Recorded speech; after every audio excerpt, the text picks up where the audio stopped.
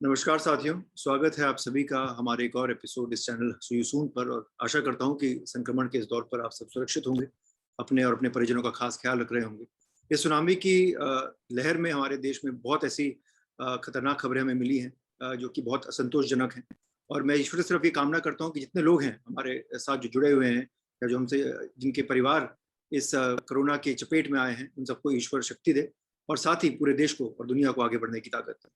हमारा जो चैनल है सो सून का, इसमें आज हमसे बहुत ही खास मेहमान जुड़े हुए हैं जो कि स्टेट ऑफ कर्नाटका में वरिष्ठ अधिवक्ता हैं, एक एकेडमिशियन है, विजिटिंग फैकल्टी हैं, एक थॉट लीडर है और साथ ही साथ पीएचडी स्कॉलर भी हैं। मैं जितनी उनकी व्याख्या करूं उतनी कम है, पर मैं उनका बहुत शुक्रगुजार हूं कि उन्होंने इस कठिन दौर पे हमारे साथ जुड़े हैं वो हमसे, और हमारे यंग दर्शकों से अपनी बात साझा करने के लिए उन्होंने आज अपना ये वक्त निकाला। बहुत बहुत स्वागत है सर आपका हमारे इस programme see you soon. Thank you Jayant, शुक्रिया। मैं श्री आदित्य सोंदी जी का स्वागत करते हुए हमारे चैनल पे जो हमारे प्रश्न उत्तर की श्रृंखला होती है उसको आगे बढ़ाना चाहूंगा। पर हमारी जो पृष्ठभूमि है इस प्रोग्राम की, हमेशा एक जो फॉर्मेलिटी हमारी होती है क्वेश्चन आंसर की, उससे पहले मेरा एक मूलभूत सवाल होता है अपने मेहमानों से, वो ये कि सर थोड़ा हमें आप अपनी शुरुआती पढ़ाई के बारे में बताएं, आपके शुरुआती जीवन के बारे में, और वो कौन से ऐसे अहम पल रहे आपके जीवन में जहाँ पे आपको ये लगा कि अब आपको वकालत की पढ़ाई करनी चाहिए और वकील बनना चाहिए। जयंत, पहले तो मैं ये कहूंगा कि मेरी हिंदी आपके जैसे स्पष्ट नहीं है, तो मैं आपसे माफी चाहता हूँ कि मैं थोड़ी बहुत हिंदी में बातचीत कर लूंगा, लेकिन ज्यादातर मुझे जवाब इंग्लिश में ही शायद देना पड़े। मैंने ये बात पहले भी कही है कि मैं एक एक्सीडेंटल लॉयर था। मेरा वकील बनने का कभी इरादा नहीं था, ना कोई ऐसा प्लान था। वो तो बेंगलोर में 90s में नेशनल लॉ स्कूल की बात फैली थी, अर्ली 90s में। जी। और मैंने बस एक चांस लिया और वो एंट्रेंस एग्जाम लिख लिया 93 में। और 97 या 98 तक, मतलब मेरे 4th ईयर तक, मुझे एक्चुअली वकालत करने का कोई ऐसा पक्का प्लान नहीं था। पर मैं इतना जानता था कि मुझे एक प्रोफेशनल जरूर बनना है। मेरे पिता जो थे वो बिजनेसमैन थे। जी। मुझे ये भी पता था कि मैं बिजनेस में नहीं जुड़ना चाहता हूँ। तो 97 तक मुझे ये साफ हो गया कि मुझे अब एक करियर चॉइस लेना पड़ेगा, और कम से कम तब वकालत में जरा सीरियसनेस दिखानी पड़ेगी। तो मेरी एक तो अच्छी इंटर्नशिप्स रही। एक दिल्ली में दीपांकर गुप्ता साहब के साथ एक इंटर्नशिप रही, जो पहले सॉलिसिटर जनरल रह चुके थे।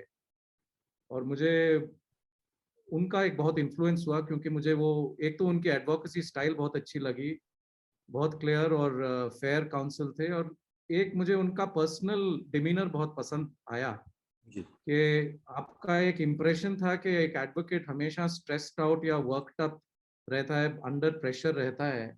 और ये एक इतने सीनियर थे जो एकदम रिलैक्स्ड, फ्रेंडली थे, जिनको लार्जर पिक्चर दिखता था, जो अपने इंटर्न्स के साथ भी बहुत अपना टाइम बिता सकते थे। और मुझ में वो एक टर्निंग पॉइंट लगा कि मुझे ऐसा व्यक्ति और ऐसा प्रोफेशनल बनना है। जी। और जाते जाते फाइनल ईयर तक मुझे ये साफ हो गया कि कॉर्पोरेट लॉ या फर्म एम्प्लॉयमेंट में बिल्कुल दिलचस्पी नहीं थी। मुझे ये भी साफ था कि एक एडवोकेट होना बहुत इंडिविजुअल चॉइस है। जी। मतलब सिर्फ प्रोफेशनल चॉइस नहीं, लेकिन पर्सनल चॉइस, जो आपको वो फ्रीडम और इंडिपेंडेंस दे कि आप अपने तरीके से अपनी प्रैक्टिस, अपनी पर्सनालिटी को आप डेवलप कर सकें। और मुझे लगा कि वो एट्रीब्यूट सबसे महत्वपूर्ण है, कि वो मेरे अपने पर्सनल स्टाइल को एक तरह से मैच करता था। और उसी बेसिस पे मैंने वकालत और एडवोकेसी परस्यू करने का डिसीजन लिया। और आपने इतनी बढ़िया बात साझा की कि किस तरीके से एक जो दृष्टिकोण होता है, नजरिया होता है किसी एक सीनियर एडवोकेट का, आप खुद आज की डेट में एक सीनियर वकील है, तो एक नजरिया एक यंग पर्सन पे किस तरीके का इंप्रेशन डालता है, ये आपने बहुत बढ़िया बात रखी। क्योंकि हम बात कर रहे हैं मेरे ख्याल से जब आपका लॉ स्कूल का टेन्योर रहा है, ये रहा है अर्ली 90s का, 93 to 98 if I am not wrong. तो उस वक्त ये भी था कि मार्केट भी खुल रही थी, और जी नेशनल बिल्कुल। स्कूल में सर्वप्रथम लॉ स्कूल रहा है हमारे देश का, जिसने 5 ईयर लॉ स्कूल का एक जो प्रोग्राम की जो सीड है पिरोई है हमारे देश में। और उसके बाद न जाने कितने अब 5 ईयर लॉ स्कूल उसके मॉडल पे निर्धारित हुए हैं। तो ये आपने जो इंटर्नशिप का जो स्कोप बताया कि कैसे उससे सीखने को मिलता है, और एक यंग बच्चे की जो दिशा निर्देश होता है, ये आपने सर बहुत बढ़िया बात रखी। इससे मैं आपसे एक प्रश्न, मेरा जो सवाल उठ के ये आता है कि बहुत यंग बच्चे जो हमारे इस कार्यक्रम को देखते हैं, कई बार मुझसे सवाल कर लेते हैं, मैं समझता हूँ आप तक भी सवाल काफी आते हैं कि इंपॉर्टेंस ऑफ इंटर्नशिप, और जो लॉ स्कूल में जो आपका वो जो 5 साल का जो वक्त रहा, उसके बारे में थोड़ी सी मैं आपसे बात करना चाहूंगा, क्योंकि वन, एक तो इंडिया का टॉप लॉ स्कूल माना जाता है, नेशनल स्कूल, सबसे पहला मॉडल था इस देश में 5 ईयर लॉ एजुकेशन को पायनियर करने वाला, और साथ ही आप बिकॉज इनिशियल बैचेस में से थे, तो उस जमाने में जब आप एक स्टूडेंट थे, और आज के जमाने में जब बच्चे आपके इंटर्नशिप करने आते हैं, या चाहे वो नेशनल स्कूल के नॉन नेशनल स्कूल के हो, मेरा उसमें ऐसा कोई मैं उसको ज्यादा डिवाइड नहीं करता, तो उनके लिए आपकी क्या सलाह रहेगी कि कितनी जरूरी होती है इंटर्नशिप करना, कितना जरूरी होता है आर्टिकल्स लिखना या फिर मूव कोर्ट्स करना? आजकल तो मैंने सुना है कि मॉडल यूनाइटेड नेशंस वगैरह और न जाने क्या क्या कॉम्पिटिशन आ गए हैं हमारे बच्चों को और पेचीदा करने के लिए, उसके बारे में सर आपका क्या विचार? देखिए, इंटर्नशिप्स के दो पहलू हैं। एक तो मैं मानता हूं कि इंटर्नशिप्स एक प्रोसेस ऑफ एलिमिनेशन होता है, जी जिससे आप फर्स्ट ईयर से चाहें तो एक कॉर्पोरेट लॉ फर्म में इंटर्नशिप कर सकें, आप एक एनजीओ में इंटर्नशिप कर सकें, या आप किसी एक कंपनी में इंटर्नशिप कर सकें, और आगे चल के प्रैक्टिसिंग लॉयर्स, उसमें भी डिफरेंस होता है, क्रिमिनल लॉयर के साथ कर सकें, सुप्रीम कोर्ट में कर सकें, हाई कोर्ट में कर सकें। उससे क्या होता है कि आपके मन में एक क्लैरिटी आ जाती है कि मोटा मोटा आप किस तरफ इंटरेस्ट रखते हैं और किस तरफ आपको अपना करियर लेके जाना है। जी क्योंकि क्लासरूम में आपके लिए वो प्रोसेस रिक्रिएट करना जरा मुश्किल होता है। मैं आपको फर्स्ट ईयर या सेकंड ईयर में पूरी तरह से नहीं समझा सकता कि लिटिगेशन की क्या फील है या एक कंपनी की क्या फील है। तो वो एक आपके मन में इलिमिनेशन प्रोसेस से साफ हो जाता है कि आपका करियर किस तरफ जाएगा। मैंने खुद कभी किसी कॉर्पोरेट फर्म या कंपनी में इंटर्नशिप नहीं किया, क्योंकि मुझे एक तरह से शुरू से पता था कि मैं उस इंस्टिंक्टिवली कि मैं उस डायरेक्शन में नहीं जा रहा हूँ। लेकिन अगर वो क्लैरिटी आपके मन में नहीं है, और वो क्लैरिटी होने की जरूरत भी शुरू शुरू में नहीं है, तो आप वो प्रोसेस 4, 5, 10 इंटर्नशिप करके अपने मन में वो एक सफाई आप ला सकते हैं। दूसरी बात रही इंटर्नशिप एक एडवोकेट के साथ, ये मेरे ख्याल से इंटर्नशिप को बहुत सीरियसली लेना चाहिए। क्योंकि सबसे ज्यादा जो माइंड ब्लॉक होता है लॉ स्टूडेंट्स में, वो प्रैक्टिस की तरफ होता है। जी एक एडवोकेट के चेंबर में आने से पहले मैंने देखा है कि बहुत से स्टूडेंट्स के मन में ये माइंड ब्लॉक होता है कि मुझे प्रैक्टिस नहीं करना है, और एक तरह से वो इंटर्नशिप उनकी वैलिडेशन हो जाती है कि मैंने सही चॉइस किया है। लेकिन वहां मुझे लगता है एक थोड़ा बायस या प्रेजुडिस होता है मन में। मैं किसी को दोष नहीं दे रहा हूं, लेकिन वो एक सिस्टेमिक चीज है कि आप अपने आप को कन्विंस करना चाहते हैं कि मैं प्रैक्टिस के लिए फिट नहीं हूं। राइट मैं मानता हूं कि इंटर्नशिप को अगर आप एक एडवोकेट के ऑफिस में ओपन माइंड से अप्रोच करेंगे, कंस्ट्रक्टिवली अप्रोच करेंगे, तो शायद आपका डिसीजन पलट जाए। जी आप वो इंटर्नशिप के प्रोसेस से एक्चुअली जो आपके माइंड ब्लॉक्स हैं एडवोकेसी के अगेंस्ट, आप वो माइंड ब्लॉक्स को कंप्लीटली हटा सकते हैं। और वो मेरे साथ भी हुआ। जो इंटिमिडेटिंग फीलिंग होती है कोर्ट जाने की जी या प्रोफेशन ज्वाइन करने की, वो एक अच्छे सीनियर के साथ इंटर्न करके, उनका वर्क एथिक ऑब्जर्व करके, उनका काम देख के, कोर्ट में जो है बहस सुन के, केसेस को फॉलो करके, रिसर्च करके, वो जो आपके माइंड ब्लॉक्स होते हैं वो हट जाते हैं। उससे ज्यादा मैं कह सकता हूँ कि आपको एक एक तरह से एक एक्साइटमेंट आ जाता है कि this profession is for me.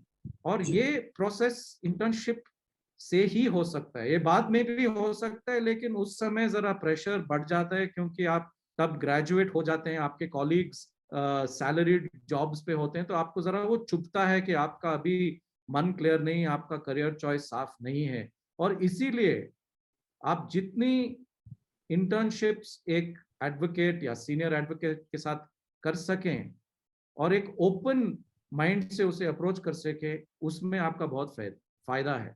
जी तो आपने बहुत सीधा जवाब दिया इस बात की कितना जरूरी है प्रोसेस ऑफ एलिमिनेशन किसी भी बच्चे के लिए। लेकिन मैं एक जो शिकायत के तौर पे मेरे ख्याल से जो बाहर से हमारी शिकायत आती है कि जो बच्चे 5 ईयर लॉ स्कूल में आ गए हैं, उनका जो रुझान है या जो उनकी एक इंक्लिनेशन है लिटिगेशन की तरफ कम हो जाती है, बिकॉज आपने जैसी बात रखी कि जब when you look at your friends who are earning 5 और 6 डिजिट स्टार्टिंग सैलरी, तो वो कहीं ना कहीं आइदर अ मोटिवेटिंग और अ डिमोटिवेटिंग फैक्टर प्ले करता है। और दूसरा, I think let me ask you this question right here, कई बार सर ऐसा देखा जाता है कि लॉ फर्म्स में या जुडिशरी में एक कंटिन्यूइंग लीगल एजुकेशन प्रोग्राम देखने को मिलते हैं जो लिटिगेशन में नहीं दिख पाते। इसकी 2-3 वजह है सर, मैं समझता हूँ both as a young practising litigator myself कि किसी भी बच्चे को ब्रेक मिल पाना किसी भी एमिनेंट चेंबर में थोड़ा सा मुश्किल होता है। उस चेंबर की अपनी एक सीलिंग लिमिट होती है कि कितने वो लोगों को एब्जॉर्ब कर सकता है। Yes, there are few programs by different bar association on and off which try to provide continuing legal learning to students, but by and large litigation में चीज मैं देखता हूँ missing है, especially mufassal courts, trial courts, maybe a little bit in high courts. लेकिन इसका how can we find the solution so we don't dissuade young lawyers from joining litigation as a career choice? आपका सवाल continuing education for advocates के बारे में था। Yes sir, continuing legal education जो firm में दी जाती है, कई हद तक जी जुडिशियल एकेडमी उसको देती है, पर मैं देखता हूँ कि लिटिगेशन में इसका थोड़ा सा वैक्यूम मुझे नजर आता सही बात है, लेकिन वो वॉइड भी जो है वो फिल हो रहा है। मतलब हमारे यहाँ कर्नाटका में बहुत से एडहॉक लेक्चर्स तो चलते ही रहते हैं जहाँ बार एसोसिएशन ऑर्गेनाइज करता है। अब ये लॉकडाउन के समय पे ऑलमोस्ट मेरे ख्याल से 300-400 से ज्यादा लेक्चर्स उन्होंने अरेंज किए हैं जहाँ सीनियर है। एडवोकेट्स या जजेस या रिटायर्ड जजेस, डिस्ट्रिक्ट जजेस एक्सेट्रा आए हैं और जिन्होंने अलग अलग टॉपिक्स पे लेक्चर्स दिए हैं। ये जो है ऑफ कोर्स स्ट्रक्चरली इसका जो है रिक्वायरमेंट वो बार एसोसिएशन पे और एक सीनियर पे है, लेकिन वो इनिशिएटिव जूनियर की तरफ से भी आना चाहिए। और ये जो कंटिन्यूइंग लीगल एजुकेशन की भी जो बात है, मैं मानता हूं कि एक हर केस में लीगल एजुकेशन है एक जूनियर के लिए। तो अगर उस हिसाब से आप चलें तो आपके तो लाइफ लॉन्ग लीगल एजुकेशन मेरे अंडरस्टैंडिंग में it's a non stop process. Her case में आप सीख सकते हैं। इनफैक्ट वो जो हैंड्स ऑन आपकी जो एजुकेशन होती है, असली लर्निंग तो वहीं पे है। मुझे क्लासरूम मेथड से सीखना जरा मुश्किल लगा, वो शायद मेरी वीकनेस होगी, लेकिन एक ब्रीफ पे काम करके स्पेशली एज ए जूनियर आप जब एक ब्रीफ को पढ़ते हैं उसके जो सेंट्रल पॉइंट पे आप अराइव करते हैं, और ये मेरा मानना है और बहुत से सीनियर जूरिस्ट ने भी ये कहा है कि हर केस में चाहे वो जितना भी कॉम्प्लिकेटेड हो, एक सेंट्रल पॉइंट होता है जिसपे वो केस टर्न करता है। और वो सेंट्रल पॉइंट पे अराइव करना कोई आसान काम नहीं है। It's a mix of fact, law, evidence etcetera, और उसमें ही बहुत लीगल एजुकेशन है। तो पहली बात यह है कि जूनियर को ये मानना चाहिए कि फॉर्मल एजुकेशन के बजाय जो प्रैक्टिकल एजुकेशन आपके केस टू केस बेसिस पे आती है वो ही बहुत महत्वपूर्ण है। और उससे आगे जो एक advocate by the side legal education continue कर सकता है, स्पेशली अर्ली डेज में जब टाइम आपके पास अवेलेबल है, तो वो जरूर करना चाहिए। बहुत से ये हैं डिस्टेंस एजुकेशन डिप्लोमा कोर्सेज हैं जो आपको कुछ सिखा सकें। आप मास्टर्स भी डिस्टेंस में कर सकते हैं। मेरा जो एमए था, मुझे लीगल एजुकेशन से ज्यादा थोड़ा लैटरल एजुकेशन चाहिए था, इसीलिए मैंने अपना एमए कॉरेस्पॉन्डेंस से किया। मैंने अपना पीएचडी भी जो है पॉलिटिकल साइंस पे किया, just to keep the mind ticking on something else. और वो इंडिपेंडेंट जूनियर जरूर अपनी तरफ से भी कर सकता है। जी सर, कुछ हद तक I think I am agreeing with you, because classroom learning के कुछ रेस्ट्रेंट्स होते हैं, कोई लिमिटेशंस होती हैं। तो मेरा सर एक सवाल ये निकल के आता है, बिकॉज इंडिया आई थिंक थोड़ा सा हमारा एक यूनिक कंट्री है जहाँ पे दोनों तरह के लॉ कोर्सेज ऑफर में है। एक ग्रेजुएशन के बाद आप 3 साल का कर सकते हैं, +2 के बाद फिर 5 ईयर का लॉ स्कूल शुरू हो जाता है। Now that we are in 2021 and going forward, मैं आपसे समझना चाहता हूँ कि क्लासरूम लर्निंग क्योंकि काफी एकेडमिक हो जाती है और इंटर्नशिप एज अ को करिकुलर बहुत लिमिटेड टाइम के लिए होती है, तो 4 वीक्स या 8 वीक्स डिपेंडिंग कि हर लॉ स्कूल का क्या करिकुलम है, क्या शेड्यूल है। एंड समटाइम्स ये देखा जाता है कि 5 साल maybe is a little too long, considering कि उसमें जो प्रैक्टिकल एस्पेक्ट्स हैं प्रोफेशन के वो कहीं ना कहीं शायद छुप जाते हैं या सिखाए नहीं जाते, या जो एक डिटेल में किसी एक बिजनेस सब्जेक्ट को पढ़ाना चाहिए वो पढ़ाया नहीं जाता।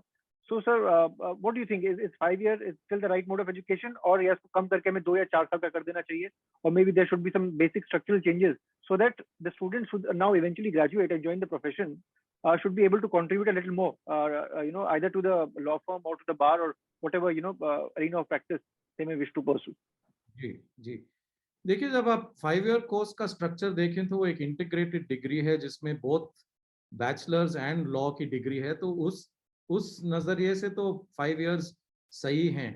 जी 3+3 मॉडल में वो एक फ्लेक्सिबिलिटी है आपके पास, दो it means spending a year longer in your education.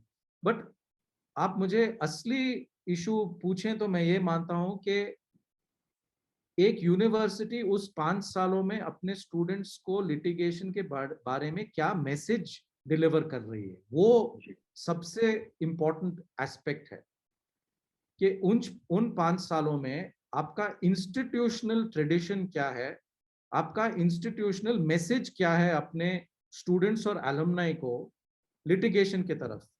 और यहाँ मेरा मानना है कि बहुत से एनएलयूज इस एस्पेक्ट पे they have been found short. They have not, in my opinion, been able to tick this box.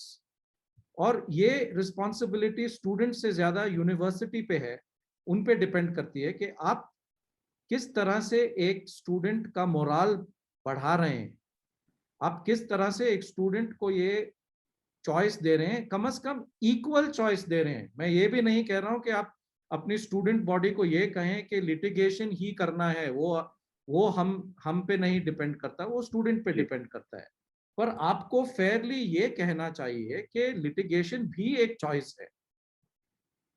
और फॉर द रिकॉर्ड नहीं, फॉर द रिकॉर्ड तो बहुत है, मैं कह रहा हूं जेन्युइनली आपकी वो मैसेजिंग होनी चाहिए, वो एक प्रायोरिटी होनी चाहिए। और वो मेरे एनालिसिस से, क्योंकि मैं एनएलएस का स्टूडेंट रह चुका हूँ, मैं एनएलएस में पढ़ा चुका हूँ, दूसरे भी एनएलयूज में मैंने काफ़ी गेस्ट लेक्चर्स किए हैं, बहुत से इंटर्न्स और जूनियर्स अलग अलग एनएलयू से रह चुके हैं, और मुझे ये दिखता है जी कि एनएलयूज के लिए लिटिगेशन चूज करना एक तरह से बहुत ही बड़ा लाइफ चॉइस हो जाता है, bigger than it is for the other students.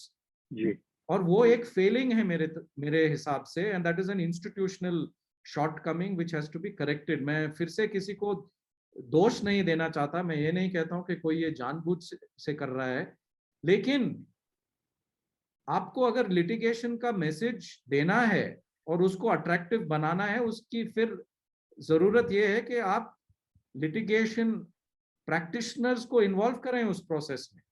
जी आज मुझे आप कहें कि आप transactional law, corporate transactional law पे किसी को पेप टॉक दें, तो मैं कैसे दे सकता हूँ? मैंने कभी लाइफ में वो किया ही नहीं। जी मुझे ना उसके स्ट्रेंथ्स पता है, ना उसकी वीकनेसेस पता है।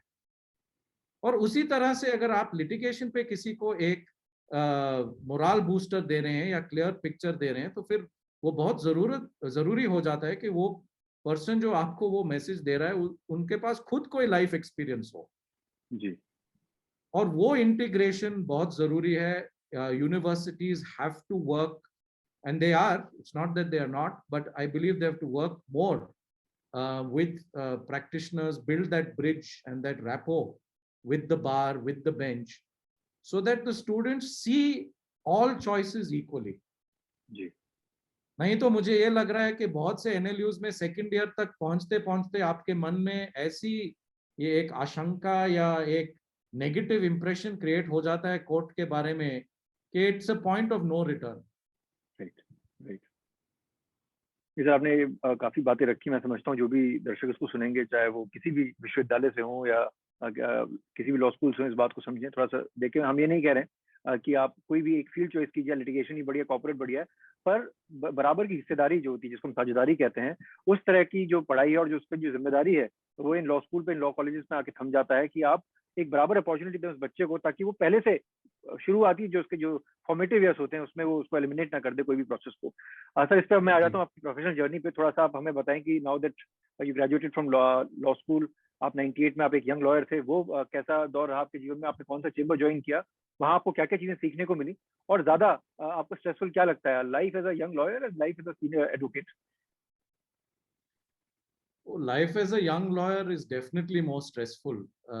आफ्टर ऑल स्ट्रेस कहाँ से आता है? स्ट्रेस अनसर्टेनिटी से आता है। जी लिटिगेशन में तो uncertainty is a way of life, it's a modus vivendi for any practitioner. लेकिन एक्सपीरियंस के साथ वो अनसर्टेनिटी भी एक तरह से थोड़ी आपके कंट्रोल में आ जाती है, थोड़ी प्रेडिक्टेबल हो जाती है। लेकिन एक यंग लॉयर के लिए वो अनसर्टनिटी बहुत पर्सनल होती है, क्योंकि आपको खुद ये नहीं पता कि आप उस प्रोफेशन में कहाँ हैं, किस दौर पे हैं, आपका कोई फ्यूचर है भी या नहीं। जी और सर्टेनली वो अनसर्टनिटीज मैंने बहुत डीपली एक्सपीरियंस की, क्योंकि एक फर्स्ट जनरेशन लॉयर होके मुझे उसका बहुत असर पड़ा। लेकिन there is no escaping it, वो हर फर्स्ट जनरेशन लॉयर और एक तरह से हर यंग लॉयर के लिए रियलिटी है कि आपका वो एक स्ट्रेस फैक्टर रहेगा, पर मजा भी उसी में है कि आप वो जो हर्डल्स और चैलेंजेस हैं आप उनको ओवरकम करके एक अपना प्रैक्टिस, जितनी भी छोटी वो प्रैक्टिस हो, आप सेटअप करके आगे उसे बढ़ाएं, तो मजा भी तो उसी में है। जी तो मैंने मिस्टर उदय होल्ला के चेम्बर्स को ज्वाइन किया था 98 में। उनके चेम्बर्स में मैं फाइनल ईयर में एक इंटर्न भी रह चुका था। वो भी एक इंटर्नशिप का इम्पोर्टेंस है कि आप अपने सीनियर को चुन सकें, उस चेम्बर में अपना एक फुटहोल्ड आप एस्टैब्लिश कर सकें कि कम से कम आपके सीनियर आपको पहचानते हो, आपका काम जानते हो। और उससे एडवांटेज ये था कि मेरे सीनियर ने मुझे काफ़ी रिसर्च असाइनमेंट्स ऑलरेडी एक इंटर्न की हैसियत से पहले दी थी, और वो एक रैपो कंटिन्यू हुआ। वो बहुत एक मेरे लिए बहुत इम्पोर्टेंट लर्निंग एक्सपीरियंस था, और इसलिए था क्योंकि ये आपके पिछले क्वेश्चन से कनेक्टेड है जी कि वो जो लर्निंग थी वो कभी स्पून फीडिंग की तरह से लर्निंग नहीं थी। मेरे सीनियर ने मुझे कभी ट्यूटर नहीं किया। वो उनके लिए भी हाई रिस्क मॉडल था कि वो एक जी जूनियर को लेके डीप में फेंक देते थे, और आपको स्विम करना है या सिंक करना है वो आप पे डिपेंड करता है। जी जी और वो एब्सोल्युटली 50-50 चांस है। Maybe I was lucky, I was able to swim to the shore जी रादर देन सिंक, बट उसमें उस मॉडल में लर्निंग जो है वो बहुत पर्सनल लर्निंग है, वो आपको फिर कभी छोड़ के नहीं जा सकती, मेरा मानना है। क्योंकि जब एक जूनियर हो आप 6 मंथ्स या 1 साल इनटू द प्रोफेशन, और आपके सीनियर आपको एक ब्रीफ देते हैं आर्ग्यू करने के लिए, फिर there is no hiding from it. और वो जो है, जो आपका वो जो माइंड स्विच ऑन होता है कोर्ट में जी ऑन योर लेग्स, जब आपका एक ओपोनेंट हो या मल्टीपल ओपोनेंट्स हो, आप एक या सेवरल जजेस के सामने आर्ग्यू कर रहे हैं डेली बेसिस पे, तब तब असली लर्निंग ऑफ द लॉ होती है मेरे हिसाब से। क्योंकि जी तभी है कि आप एक केस को समझते हैं। मैं आज भी ये जानता हूं कि आप एक चेंबर में जितना भी टाइम स्पेंड कर लें एक ब्रीफ पे, after all as seniors we even settle drafts, जी बट किसी तरह से वो एक पॉइंट या वो एक एलिमेंट केस का आपको तब आता है जब आप अपने लेग्स पे हो और वो केस आप सबमिट कर रहे हो कोर्ट। वो पता नहीं मेरे में कोई एक फेसेट है या किसी शॉर्ट कमिंग है, मुझे पता नहीं, लेकिन वो पॉइंट मुझे पर्सनली लगता है हमेशा आपको अपने लेग्स पे दिखता है। जी और इसीलिए मेरी, रिटर्निंग टू योर क्वेश्चन, इसीलिए वो प्रोसेस मेरे लिए बहुत इंपॉर्टेंट था। स्ट्रेसफुल जरूर था, लेकिन साथ साथ में सिग्निफिकेंट भी था, क्योंकि जो कॉन्फिडेंस आपको एक बिल्ड करना है, after all as a junior आपको क्या चाहिए, आपको कॉन्फिडेंस चाहिए। जी क्लाइंट्स रेप्यूटेशन वगैरह तो साथ साथ में या बाद बाद में भी आ सकती है, लेकिन पहली जी चीज है कि आपको कॉन्फिडेंस होना चाहिए कि I am fit for this profession. और वो कॉन्फिडेंस मुझे एज अ जूनियर लॉयर अपने सीनियर के चेंबर में जरूर मिला। जी सर आपने इतनी बढ़िया जयंत, बात कैन वी बताई जस्ट कि pause here for 1 second? Yes sir yes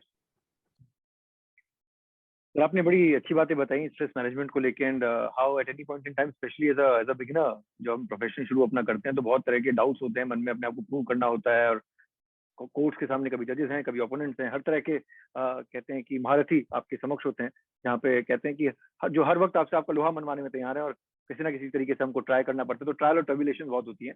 इसी से सर मेरा एक सवाल और निकल के आ रहा है अब आपके शुरुआती करियर के दौर पे कि कितने वक्त के बाद आपने डिसाइड किया कि अब आपको इंडिपेंडेंट होना है?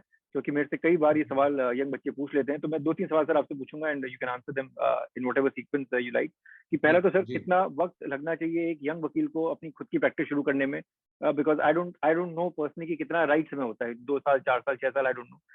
उसके बाद सर एक जो सवाल बार बार पूछा जाता है कि जब आप इंडिपेंडेंटली प्रैक्टिस शुरू कर भी लें तो क्लाइंट कैसे लाए जाते हैं? ये एक बहुत जटिल सवाल पूछा जाता है। और तीसरा कि अगर क्लाइंट आ भी गए इस प्रोफेशन में पैसा कैसे बनाया जाए, मतलब ब्रेक इवन कैसे किया जाए?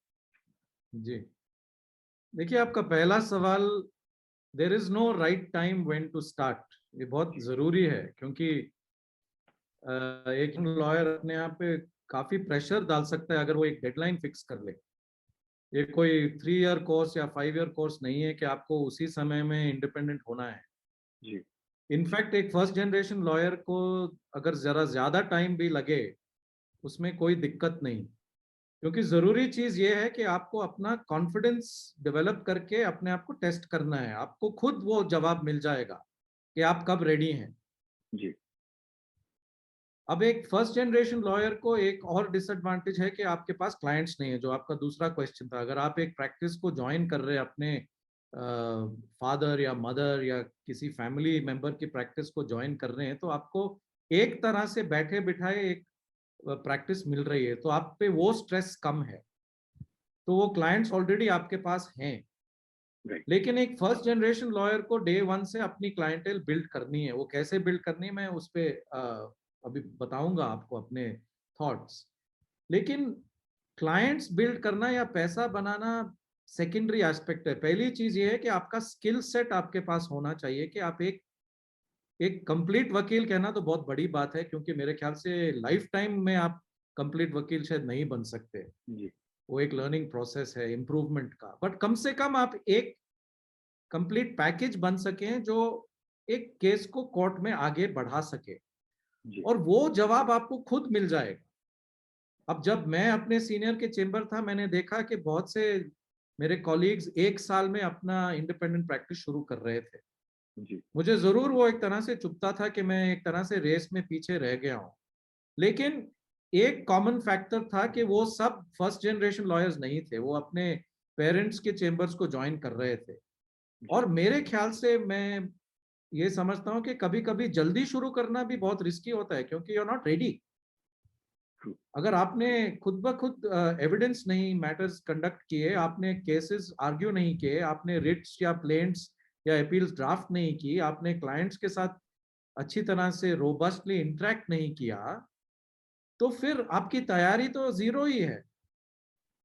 तो इंडिपेंडेंट ऑफिस सेट करना आपका डेस्टिनेशन नहीं हो सकता, वो भी एक प्रोसेस ही है। आप ठीक है, अगर जी आपके पास जरा फाइनेंशियल सपोर्ट है तो आप 6 महीने में भी ऑफिस रेंट करके या खरीद करके एक अच्छी लाइब्रेरी सेट करके ऑफिस बना सकते हैं। पर फिर आपकी तैयारी क्या है, आपकी स्किल सेट क्या है। और मैंने ये पर्सनली हमेशा माना है कि सीनियर एडवोकेट्स को ब्रीफ नहीं करना चाहिए। जी in as a junior I never briefed seniors.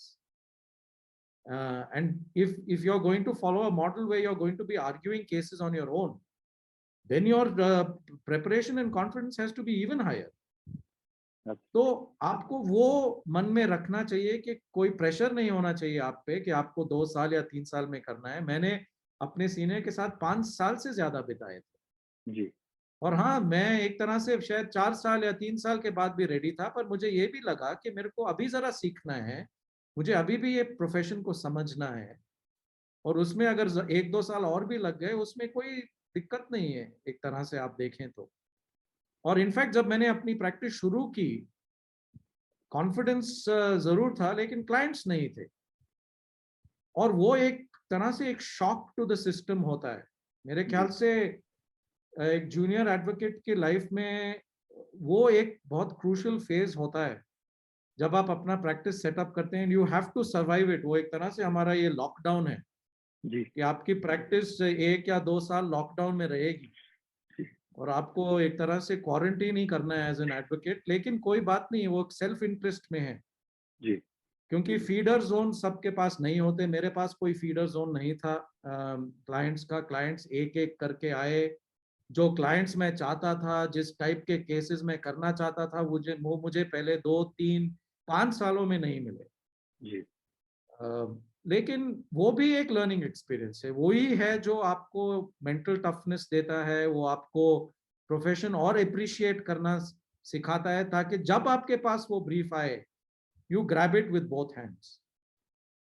तो आप मैं I want to be frank, एक यंग लॉयर के लिए वो ये एक डिफिकल्टी जरूर होगी कि आपको क्लाइंट्स उतनी आसानी से नहीं मिलेंगे। पर आपको ये भी जी समझना है कि हर लॉयर ने हर फर्स्ट जनरेशन लॉयर ने ये प्रोसेस पास किया है, और आपको भी ये अग्नि परीक्षा पास करनी ही है। इसीलिए तो आप लिटिगेशन को टफ और वर्थवाइल मानते हैं, नहीं तो सब लिटिगेशन कर सकते हैं।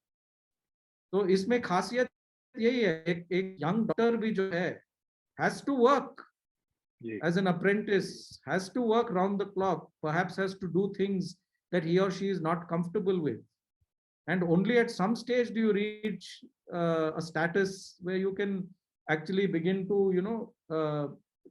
earn the briefs and the money you do. आपने मनी की बात, प्रोफेशनल फीस की बात भी रेज की, वो भी बहुत जरूरी है, लेकिन आपको ये समझना है कि प्रोफेशन में पैसा देर से आता है लेकिन दुरुस्त आता है। आप आगे चल के जितना आपको अर्न करना है आप अर्न कर सकते हैं, अगर आप एक लेवल तक आ जाएं एज ए काउंसिल।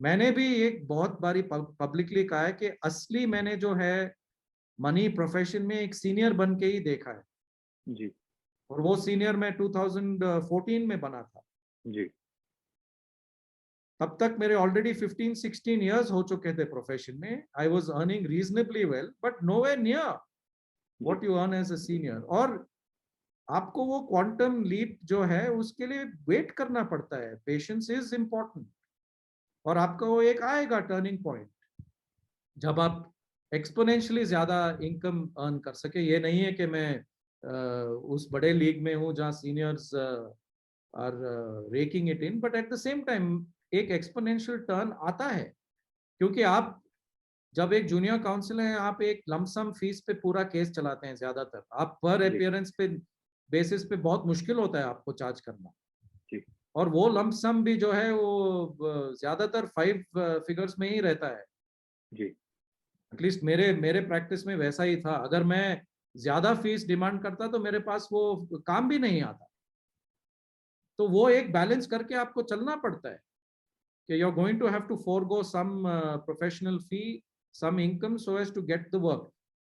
But अगर आप उस लंबी रेस के घोड़े हैं तो फिर एक फेज आएगा when the tide will turn and you will begin to make money. पर इसमें एक important चीज है कि that it's an honorable process. I mean, youngsters should not feel deterred by this.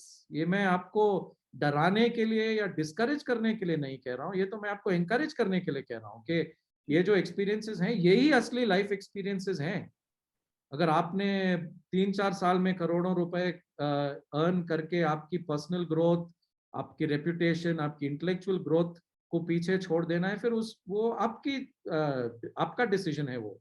लेकिन अगर ये सब चीजें आपके लिए महत्व रखती हैं, that you want to keep growing, you want to keep enjoying, और प्रैक्टिस में वो एंजॉयमेंट फैक्टर भी तो रिटर्न है। It's not just the money you are earning in terms of reputation, you're earning in terms of the sheer joy of being in court, और आप वो उन चीजों पे भी ध्यान दें, और अगर आप वो करेंगे तो ये जो हर्डल्स हैं, जरूर हर्डल्स होंगे, लेकिन वो हर्डल्स आप जरूर पास कर सकते हैं। इतनी बढ़िया तरीके से आपने अपनी बात रखी कि जो सोना होता है वो तभी के सोना बनता है, और जो इमोशनल कॉस्ट हम कहते हैं इन्वॉल्व होती है, उसका नेगेटिव पॉजिटिव दोनों कॉनोटेशन है, उसके बारे में हम थोड़ा आगे और बात करेंगे। लेकिन जो एक इमोशनल कॉस्ट है कोर्ट जाने की, वो जो कई बार हम लिटिगेटर्स को सुनते हैं कि we get a kind of high when we are arguing in court, एक जो सेटिस्फेक्शन मिलता है, एक जो क्लाइंट के लिए एक जो ग्रेटिफिकेशन आता है कि भाई इतनी मेहनत की तो कुछ नतीजा निकल के आया, उसके लिए वाकई जब तब दोनों की बहुत जरूरत है। और जैसा आपने बताया कि कुछ भी रास्ता आसान नहीं है, स्पेशली मुझसे भी जो यंग बच्चे हमारे शो से जुड़ रहे हैं, प्लीज इस चीज को समझें, देखें कि कोई अगर वरिष्ठ अधिवक्ता आपसे खुद अपने एग्जाम्पल साझा करके आपको एकदम स्पष्ट रूप में बताते हैं कि देखिए शॉर्टकट टू सक्सेस कुछ नहीं होता, बड़े बुजुर्ग कह गए हैं, वक्त लगता है। आप सोचें कि 2 साल में, 4 साल में, 5 साल में, 10 साल में, और कोई भी मेरे ख्याल से आप पेक्यूनरी अपना सीलिंग निर्धारित ना करें, क्योंकि वो एक गलत चीज है, बिकॉज प्रोफेशन की नोबिलिटी अपने आप में एक चीज है।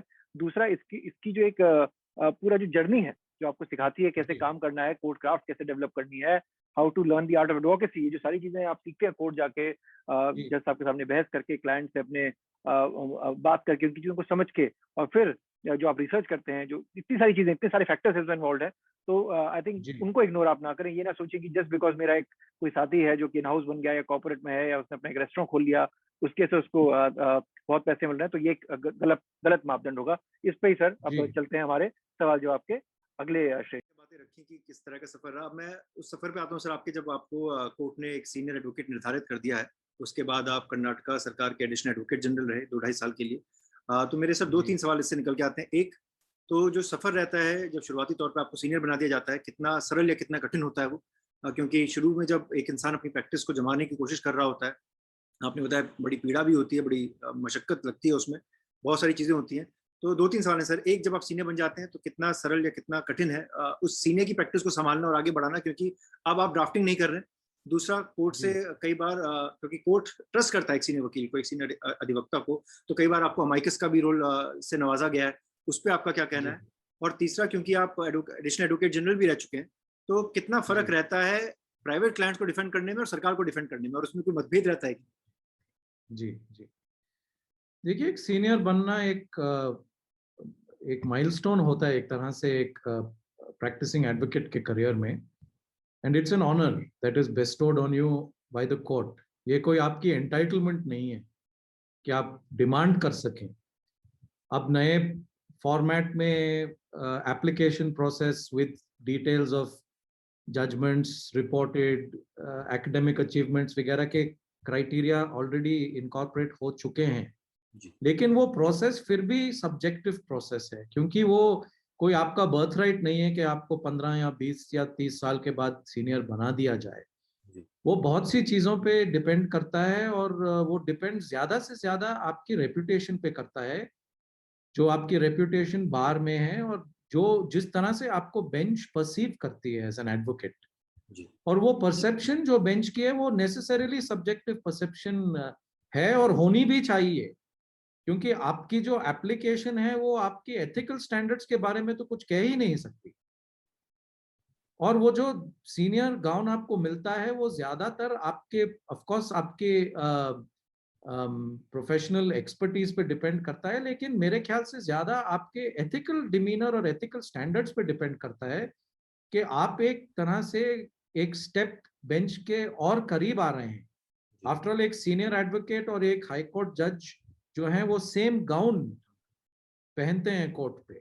जी, ऑफ कोर्स हर ईच इंडिविजुअल का रोल और पावर्स अलग हैं, लेकिन ये सिंबलिज्म भी महत्व रखता है कि आप एक स्टेप बेंच के करीब हैं, और वो आपके अलग क्वेश्चन से भी कनेक्शन रखता है कि आप एक तरह से हर केस में अमाइकस हैं। फिर आप तो जी, जी, जरूर आप अपने अपने तरफ अपने ब्रीफिंग काउंसिल के केस को जरूर आर्ग्यू कर रहे हैं, और करना भी चाहिए आपको to the best of your ability, लेकिन आपको एज एन एडवोकेट हो या सीनियर एडवोकेट हो, और ज्यादा एज ए सीनियर एडवोकेट, कभी मिसलीड नहीं करना चाहिए आपको। इनफैक्ट कोर्ट को असिस्ट करना चाहिए।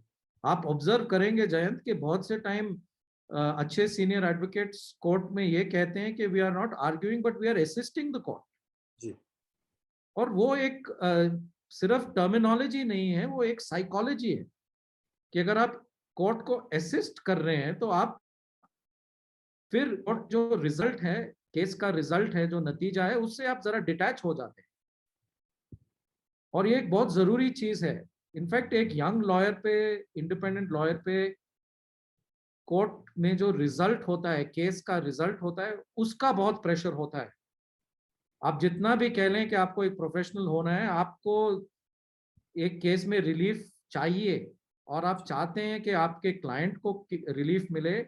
आप ये भी चाहते हैं कि आपका नाम बढ़े, आपका सक्सेस उस केस में हो, एटसेट्रा एटसेट्रा। बट एक सीनियर बन के ये बहुत जरूरी चीज है, और एक एडवांटेज है मेरे हिसाब से कि आप वो रिजल्ट से और क्लाइंट की परेशानी से एक स्टेप रिमूव हो जाते हैं। और उससे क्या होता है, आप पे वो जो साइकोलॉजिकल प्रेशर होता है क्लाइंट का, वो हट जाता है। इसका ये कहना नहीं है कि आप वो केस की रिस्पॉन्सिबिलिटी ना लें, आपको 100% रिस्पॉन्सिबिलिटी लेनी है, जी, लेकिन वो जो साइकोलॉजिकल प्रेशर है कि मेरे क्लाइंट का घर डिमोलिश हो रहा है, या मेरे क्लाइंट को कोई टर्मिनेट कर रहा है, या कोई कन्विक्ट हो रहा है, या किसी को बेल नहीं मिल रही है, वो ह्यूमन प्रेशर जो है हट जाता है, और उससे क्या होता है, आपकी एडवोकेसी इंप्रूव हो जाती है, जी, क्योंकि फिर आप ध्यान अपनी एडवोकेसी पे ही देते हैं। और वो भी एक एडवांटेज है सीनियर का। आपने कहा कि आप ड्राफ्ट नहीं करते, आप फाइल नहीं करते, तो वो जो बहुत प्रैक्टिकल प्रेशर्स होते हैं एक ऑफिस चलाने के, जी, ड्राफ्टिंग की बात तो आपके स्किल पे डिपेंड करती है, लेकिन आप मानेंगे कि केस को फाइल करना, करेक्ट फाइलिंग करनी बिना ऑफिस ऑब्जेक्शंस के, उसको लिस्ट कराना, आधी गेम तो उसी में ही जी, है। जी, अगर फाइल जज साहब के पास नहीं आएगी तो आप क्या बहस करेंगे? और उसमें एक कोर्ट क्लार्क, आपका जो ऑफिस क्लार्क होता है, वो बहुत इंपॉर्टेंट इंडिविजुअल होता है। जी। मैं हमेशा कहता था असली सीनियर मेरे ऑफिस में मेरा क्लार्क रंगस्वामी ही है, क्योंकि अगर वो जी। उसकी अगर ब्लेसिंग्स फाइल पे ना पड़े तो केस आएगा ही नहीं। तो वो प्रेशर्स जो हैं एक क्लीन फाइलिंग करने के, क्लाइंट्स के साथ इंटरेक्ट करने का, हमें उसमें भी एक मजा है। But as a senior those logistical problems are taken away from you, कि आप डॉक्यूमेंट्स को चेज नहीं कर रहे हैं, आप क्लाइंट के साथ फॉलो अप नहीं कर रहे हैं, और बहुत बहुत सा आपका टाइम और एनर्जी उसमें निकल जाता है। तो वो एक एडवांटेज है। लेकिन आपको ये भी समझना है, पीपल थिंक कि अगर आपकी सीनियर डेजिग्नेशन होगी तो आप एक you have arrived and life is hunky dory. ऐसी बात नहीं है, क्योंकि सैक्रिफाइस भी आपका बहुत है। जी। एज ए सीनियर आप अपनी ब्रीफ्स नहीं कंटिन्यू कर सकते, and if you actually respect that rule, जिस दिन मैं डेजिग्नेट हुआ था, मैंने अपनी सारी ऑफिस की ब्रीफ्स अपने जूनियर्स में डिस्ट्रीब्यूट कर दी, because I wanted to, I said if I have been designated as a senior, then I should be briefed as a senior. Right. I should be briefed by lawyers from the bar. If I am going to continue in my own briefs, briefed by my own juniors, then I am not perhaps good enough senior. और वो phase भी एक आता है जब आपको wait करना पड़ता है कि आपको juniors, external juniors from the bar आएंगे, आपको एंगेज करेंगे एक केस में, आप वो केसेस लेंगे। और वो सैक्रिफाइस भी है, वो फाइनेंशियल सैक्रिफाइस है, वो प्रैक्टिकल सैक्रिफाइस है। आप ड्राफ्टिंग नहीं कर सकते, आप एक विल तक तैयार नहीं कर सकते। A senior can not even indulge और पार्टिसिपेट इन कन्वेंसिंग। तो वो पूरा जो एस्पेक्ट आपका है प्रैक्टिस का, वो हट जाता है and you take on a new avatar. लेकिन मैं पर्सनली ये मानता हूँ, मुझे ये अवतार बहुत पसंद आया, क्योंकि मेरी जो प्रैक्टिस थी इवन बिफोर डेजिग्नेशन, एक तरह से सीनियर प्रैक्टिस ही थी। मेरा कहने का मतलब है कि मैंने पहले भी कहा, मैं सीनियर्स को ब्रीफ नहीं करता था, मैं खुद आर्ग्यू करता था, और हमेशा अपने केसेस में अपने जूनियर्स को जितना डायरेक्टली इन्वॉल्व कर सकूं करता था। तो उसमें हमेशा with or without a senior gown, I was able to have a style of practice which was that of a senior। और उसमें आपका फिर ट्रांजिशन जरा आसान हो जाता है, क्योंकि कोर कोर एम्फोसिस एक सीनियर का क्या है, वो आपकी एडवोकेसी है। ऑफ कोर्स आप सेटल करेंगे ड्राफ्ट्स वगैरह, लेकिन आप स्ट्रेटेजाइज कम करते हैं, आप केसेस को शुरू से नहीं देखते। बहुत बार आपके पास फाइल हुई ब्रीफ आती है, तो आप उसी ड्राफ्ट, उन्हीं ग्राउंड्स के बेसिस पे आर्ग्यू करते हैं। तो वो एडवोकेसी एलिमेंट आपका एनहांस हो जाता है। अब आपका related question, in a way unrelated question था, of my experience additional advocate general. जी जी। और ये तो बहुत, आपको शायद एक अलग सेशन अरेंज करना पड़ेगा मेरे साथ इस पे, जरूर सर, वो भी काम जरूर करेंगे। क्योंकि जी नहीं, मेरा कहने का मतलब है वो 2 इयर्स जो थे एज एन एडिशनल एजी, वो तो बहुत ही डिफरेंट थे मेरे प्रैक्टिस से, क्योंकि मेरी एंटायर प्रैक्टिस प्राइवेट साइड पे थी। I had never been even a government advocate, और मैंने थोड़े बहुत cases as a special counsel state और सेंट्रल एजेंसीज के लिए किए थे। बट ये जो है बहुत ही अलग एक्सपीरियंस है, क्योंकि आप एक तरह से अकस्टम हो जाते हैं प्राइवेट क्लाइंट्स के साथ डील करने में, और government is a diametrically different client from a private client, in good ways and in not so good ways. क्योंकि आप, गवर्नमेंट है क्या अल्टीमेटली? जो आपके चेंबर में वो अंडर सेक्रेटरी बैठे हैं या सेक्रेटरी बैठे हैं, ही और शी इज द गवर्नमेंट। और एक प्राइवेट क्लाइंट जो है अपने केस में आपसे ज्यादा दिलचस्पी लेता है। जी। आप भी अगर थोड़ा रिलैक्स करें तो वो क्लाइंट आपके सिर पे बैठेगा कि आप डिलीवर करें उस केस में। लेकिन गवर्नमेंट में वो सेंसिटिविटी शायद ना हो, क्योंकि government is an amorphous entity ultimately, and it depends on the interest of the individual officer.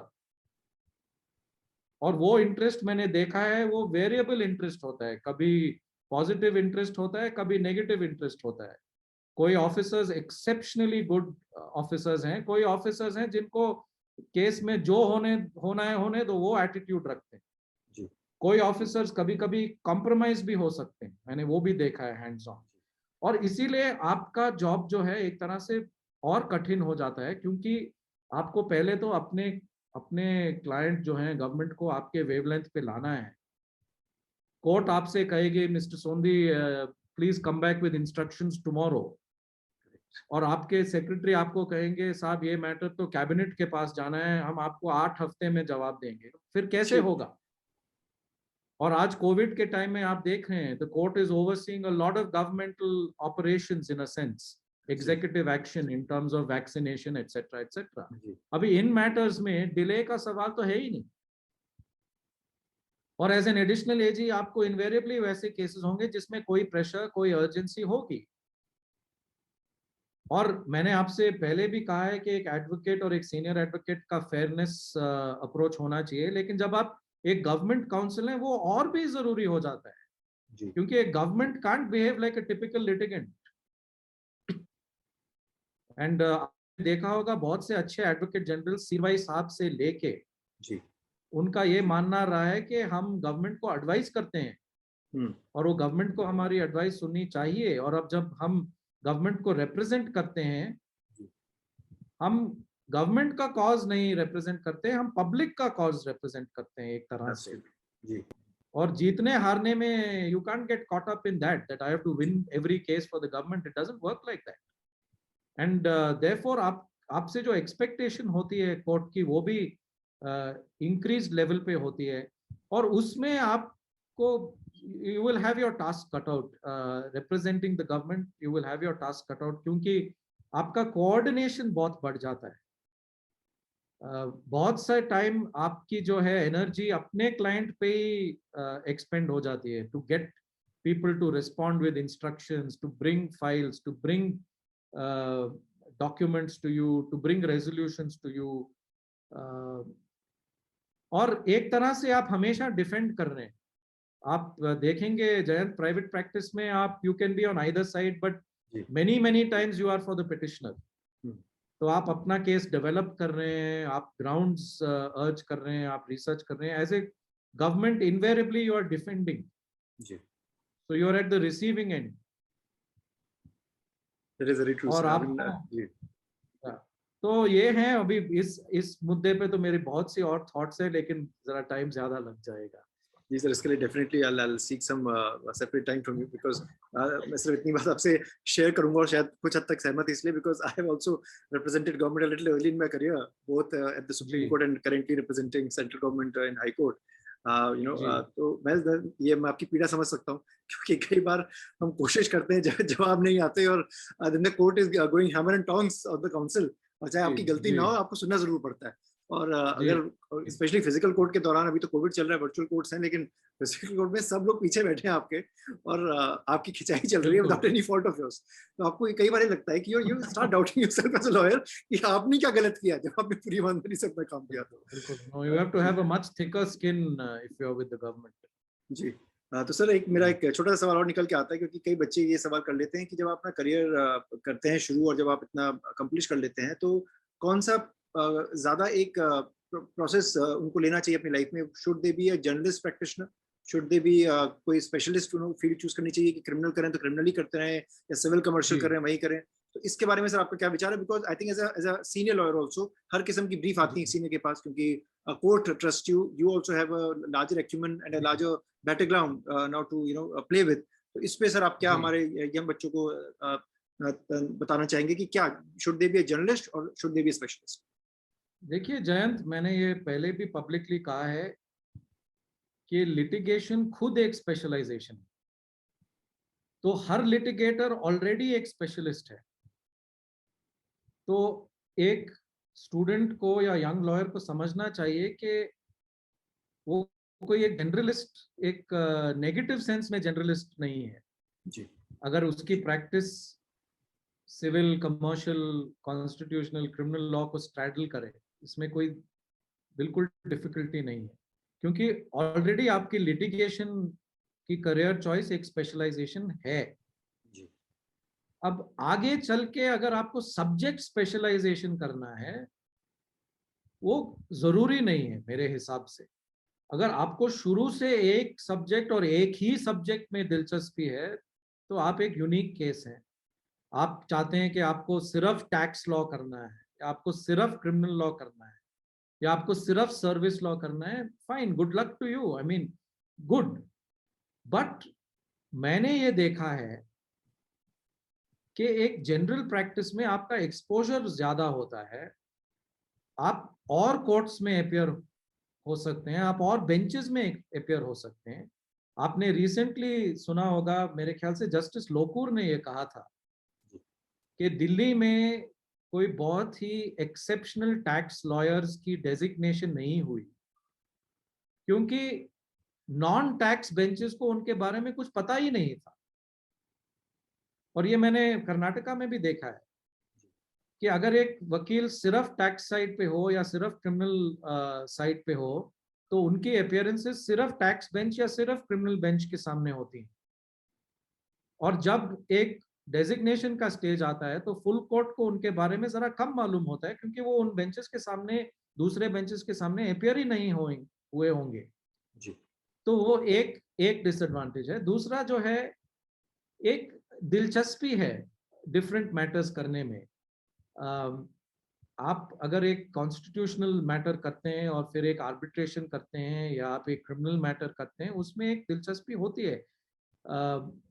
It keeps your mind fresh. It exposes you to different courts, different fora, different judges. It, I think, stretches you further. तो इसीलिए एक young lawyer को ये question of course हमेशा आता है कि मुझे स्पेशलाइज करना चाहिए क्या कि नहीं। लेकिन मैं मानता हूँ अगर आपको इंट्रिंसिकली एक सब्जेक्ट के तरफ इतनी मोहब्बत नहीं है and you don't mind practising broadly on the general side, there is no harm at all. Of course आप ये जरूर याद रखिए कि जनरल प्रैक्टिशनर होना अपने चैलेंजेस रखता है। अगर आप ज्यादातर सिविल मैटर्स कर रहे हैं और सडनली आपके पास एक 302 ट्रायल आ जाए, फिर आपको भी रिफ्लेक्ट करना चाहिए कि आपके पास वो एक्सपर्टीज है या नहीं। और अगर आपके पास वो एक्सपर्टीज नहीं है, मैंने कुछ साल पहले एक मर्डर केस में अपील आर्ग्यू की थी before the high court and it was a one of a kind case. मैंने काफी क्रिमिनल मैटर्स किए थे लेकिन वो भी ज्यादातर corporate crime, white collar crime के तरफ थे जी। या क्वॉशिंग मैटर्स हो सकते हैं, वो बेल मैटर्स हो सकते हैं, क्रिमिनल अपील्स इन चेक डिसऑनर केसेस हो सकती हैं, वो FEMA, SEBI related, companies act related criminal cases हो सकते हैं। लेकिन जब एक 302 अपील आपके पास आती है, वो पेपर बुक एकदम से डिफरेंट होती है। और मुझे पता है मैंने कितने महीने उस ब्रीफ पे डेडिकेट किए, simply because I did not have the expertise or enough of the expertise to do justice in that case, and you have to then take help from others. तो ये important चीज है। आप ठीक है, जितने भी आप अपने आप को जनरलिस्ट कहें, फिर भी आपकी एक स्पेशलाइजेशन होती रहती है। एक सिविल लॉयर की भी कुछ ना कुछ स्पेशलाइजेशन होती है। आप हाई कोर्ट लॉयर होते हैं या ट्रायल कोर्ट लॉयर होते हैं, आप रिट लॉयर होते हैं या आप एपेलेट लॉयर होते हैं। बहुत से हाई कोर्ट्स में ये बाइफर्केशन भी है, ओरिजिनल साइड, एपेलेट साइड। तो आपको वो कॉन्शियसनेस जरूर रखना चाहिए कि अगर आपको इस सब्जेक्ट में आपकी ग्रास्प नहीं है, या तो आप वो ब्रीफ ना लें if you can't do justice to it. Frankly you can't let down a client if you have zero knowledge and you don't have the intent also to learn. Yeah, the more honorable thing to do is आप उस subject में immerse हो जाएं, सीखें, आप लोगों से assistance लें ताकि आप वो ब्रीफ पे डिलीवर कर सकें।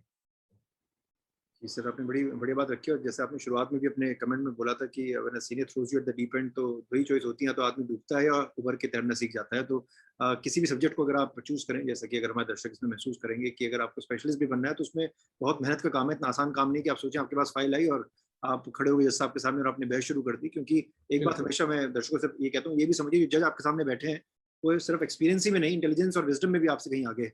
और उनके साथ भी जो उनकी पूरी जो एक टीम होती है रिसर्चर्स की, ब्रदर एंड सिस्टर जजेस की, वो भी उनको इंटेलेक्चुअली असिस्ट करती है। Having said this, सर आपका काफी समय ले लिया। Just coming to my penultimate question before we close this session, कि पेंडेमिक के दौर पे हम लोग सभी वर्चुअल कोर्ट विटनेस कर रहे हैं अपने देश में।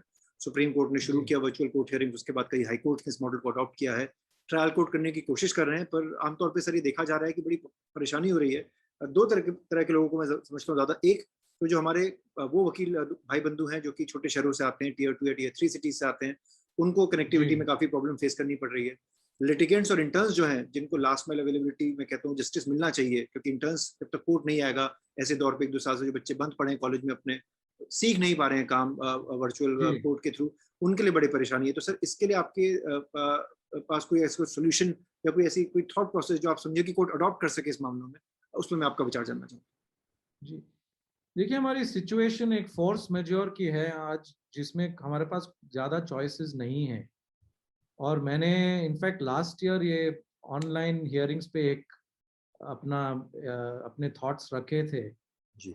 और मुझे ये लगा था कि एक तरह से वो कोर्ट की जो अपीयरेंस की जो एसेंस होती है, वो एसेंस एक तरह से डाइल्यूट हो जाती है, क्योंकि आप एक चेंबर में आर्ग्यू कर रहे हैं, आपके ओपोनेंट कहीं और बैठे हैं। आप एक तो बैठ के आर्ग्यू करना मुझे बिल्कुल पसंद नहीं जी। पता नहीं फिजियोलॉजिकल प्रोसेस है या क्या है, जब आप खड़े होकर आर्ग्यू करते हैं शायद ज्यादा ब्लड फ्लो आपके ब्रेन में जाता है या क्या है, you tend to argue better, और एक रिस्पेक्टेबिलिटी भी होती है प्रोफेशन की। ट्रू। और एक तरह से एक परफॉर्मेंस भी होता है। And I feel slightly inadequate online. वो of course you have to adapt, लेकिन वो मजा नहीं है उसमें, वो कंप्लीशन नहीं है। और उसके साथ आप देखें टेक्निकल इश्यूज, जो आपने सही कहा कि बहुत से लोगों को कनेक्टिविटी इश्यूज हैं, जिससे कभी कभी सबमिशंस कट जाती हैं, बेंचेस इरिटेट हो जाते हैं, कभी कॉल ड्रॉप हो जाता है, उसमें अल्टीमेटली इफेक्ट तो क्लाइंट पे पड़ता है। तो ये जो है, मेरे ख्याल से VC hearings are here to stay, we have to adapt. इसमें एडवांटेज ये है कि कॉस्ट फैक्टर इंप्रूव होता है क्लाइंट्स के लिए, कॉस्ट बचते हैं। आज मैं एक सुप्रीम कोर्ट मैटर यहाँ से कर सकता हूँ, या दिल्ली हाई कोर्ट में, या मैं पिछले महीने एक उत्तराखंड हाई कोर्ट में एक लॉन्ग ड्रॉन मैटर कर रहा था which was going on almost on a daily basis. अब उसका एडवांटेज ये था कि क्लाइंट के कॉस्ट बचते हैं, you don't have to fly there, you don't have to stay in hotel, और आप भी अपना काम बैलेंस कर सकते हैं। You can log off a hearing and then do a case in the high court and in the trial court और in the NCLT. सो इसके एडवांटेजेस जरूर हैं, लेकिन सबसे इंपॉर्टेंट एस्पेक्ट ये है कि एक तरह से कोर्ट का जो एटमॉस्फेयर होता है, और एटमॉस्फेयर से ज्यादा जो कोर्ट की डिग्निटी होती है कोर्ट प्रोसेस की, वो डिग्निटी मेंटेन करना बहुत जरूरी है। अब आपने देखा होगा जयंत, परसों वो जूही चावला के केस में कोई एक अनोनिमस बंदा लॉग इन करता है और जूही चावला के गाने गाना शुरू कर देता है। और वो इतना ब्रेजन आदमी है, may be he was using a VPN और सम अदर अनोनिमस आइडेंटिटी, और he was just thick skinned. वो इतना ब्रेजन था कि उसको जब कोर्ट ने पुल अप भी किया तो भी रुका नहीं। तो मैंने पढ़ा रिपोर्ट में, he said do what you want. अब I'm quite sure that was not an advocate, that may have been some third party who has logged in because she shared the link publicly. जी। But ऐसी चीज मेरे ख्याल से open court में unthinkable है जी। लेकिन जरूर होता है, बहुत से टाइम ऐसे भी हैं व्हेन क्लाइंट्स और advocates lose their cool in court, but those are the exceptions. और अब आप ऑब्जर्व करेंगे, इवन इफ नॉट जानबूझ के, बहुत से टाइम 80-90 पार्टिसिपेंट्स होते हैं कॉल में, उसमें 20 पार्टिसिपेंट्स के ऑडियो म्यूट नहीं होते, and a lot of that, those sounds, those interventions take away from the seriousness and the dignity of the process. और ये मुझे बहुत तकलीफ देता है। मैं ये नहीं कह रहा हूँ कि कोई जानबूझ के कर रहा है, लेकिन उससे वो जो एक डिग्निटी होती है, being in the court in your robes as a profession, everybody respects each other's space and time. और ये एक यंग लॉयर के लिए तो और भी इम्पोर्टेंट है, क्योंकि अगर आज का हमारा पूरा ये जो डिस्कशन रहा है कोर्ट के फील के बारे में, कोर्ट के थ्रिल के बारे में रहा है, तो उनको फिर असली एक्सपीरियंस होना चाहिए। How will a young lawyer experience it? You may experience it vicariously through a VC, but I can tell you it's not the same thing. So इसीलिए मेरा ये मानना है कि एक हाइब्रिड मॉडल, और कर्नाटका के हमारे जो चीफ जस्टिस साहब हैं उन्होंने ये हाइब्रिड मॉडल बहुत अच्छी तरह से अडेप्ट किया है over the last year. In fact ours has been one of the courts that is, I believe, been a trendsetter in this hybrid model.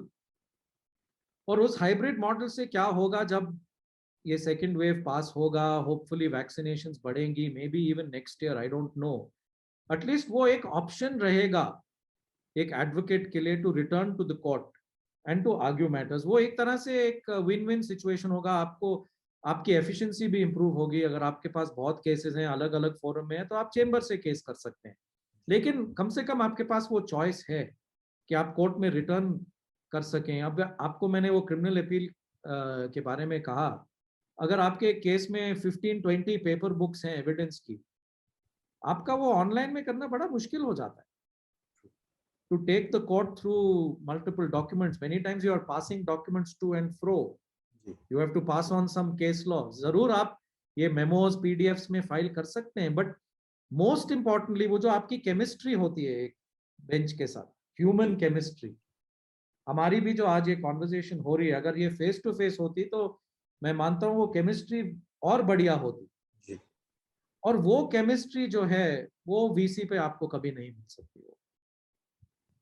इसलिए तो आपने बात एकदम मेरे मन की बात कर दी कि हाइब्रिड मॉडल होने चाहिए, क्योंकि इससे कुछ आसानी जरूर होगी बहुत लोगों को. और जैसा आपने कहा, वाकई काफी पीड़ा का विषय है. जब हमने कई कारनामे अंजाम होते हुए देखे वीसीज के ऊपर पिछले साल दर साल, तो जैसे हादसे हुए जहाँ पे लोग अर्धनग्न अवस्था में थे, बनियान वगैरह पहन के आ गए थे, उस पर ऑब्जेक्शन आए. कुछ ऐसे चित्र दिखे जहाँ पे कुछ, मैं नाम नहीं ले रहा किसी का भी, लेकिन हुक्का पीते हुए लोग नजर आए, कुछ खाना खाते हुए लोग नजर आए. तो ये जो सब चीजें होती हैं, अगर आप एक आम तौर पर जब कोर्ट में आप जाते हैं, कोर्ट की मर्यादा का आप सम्मान करते हैं, तब जब आप कोर्ट में नहीं करते तो आप ये वीसी में भी ना करें. ये मेरी सभी दर्शकों से, जो चाहे वकील हो, चाहे सभ्य समाज के मेंबर हो, उनसे मेरी एक छोटी सी गुजारिश है कि जब भी आप कोर्ट में लॉग इन करें तो प्लीज कोर्ट की मर्यादा का उल्लंघन ना करें.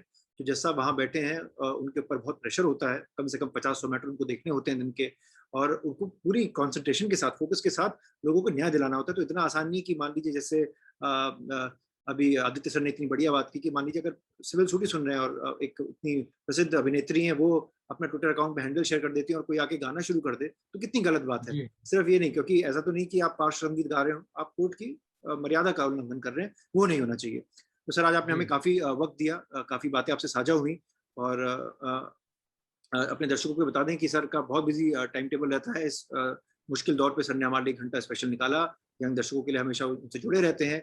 पर जाते जाते सर एक हमारी क्लोजिंग कमेंट्स का एक सेक्शन होता है, इसको हम कहते हैं टिप्पणी जरूर दीजिए हमारे यंग दर्शकों के लिए. When I say young, I don't mean just youth, I also mean people who are young at heart and young in mind.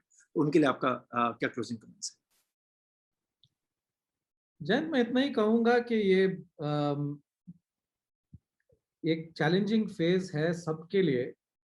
Professionally हमारे लिए भी एक चैलेंजिंग फेज है, लेकिन इसमें we have to keep our eye on the ball. And by that I mean कि in कंटिंजेंसीज में, इन challenges में क्या किसी तरह से जस्टिस डिलीवरी हो रही है या नहीं, और उस पे हमें ध्यान चाहिए एज प्रोफेशनल्स, क्योंकि चैलेंजेस बहुत ज्यादा हैं.